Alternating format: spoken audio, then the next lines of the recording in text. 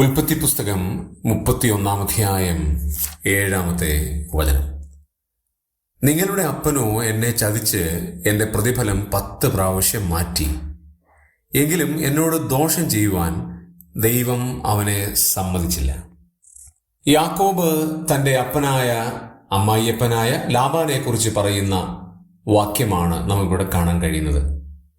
ദോഷം ചെയ്യുവാൻ ദൈവം അവനെ സമ്മതിച്ചില്ല.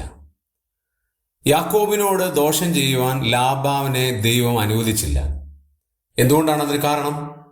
ദൈവത്തിലുള്ള യാക്കോബിന്റെ വിശ്വാസമാണ്. ദൈവത്തെ താൻ വിശ്വസിച്ചു.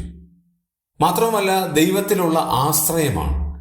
ദൈവമല്ലാതെ പ്രതിബന്ധങ്ങളുടെ നടുവിൽ എന്നെ സഹായിക്കാൻ വേറെ ആരുമില്ല എന്ന് യാക്കോബ് തിരിച്ചറിഞ്ഞു. ദൈവത്തിന്റെ കരുതൽ അവിടെ മനസ്സിലാക്കുവാനായിട്ടിടയായി. ദൈവത്തിന്റെ പരമാധികാരം യാക്കോബ് അംഗീകരിച്ചു. കാരണം ദൈവത്തിന് മാത്രമേ എന്തെങ്കിലും ചെയ്യാൻ കഴിയുള്ളൂ. ദൈവം അനുവദിക്കാതെ ഒരു വിശ്വാസിയുടെ ജീവിതത്തിൽ ഒന്നും സംഭവിക്കുന്നില്ല എന്നുള്ള യാഥാർത്ഥ്യം, അത് ദൈവത്തിന്റെ പരമാധികാരമാണ്.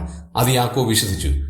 ദൈവം നീതിയോടെ കാര്യങ്ങൾ ചെയ്യുന്ന ദൈവമാണ് എന്നുള്ളത് തനിക്ക് തിരിച്ചറിവുണ്ടായി.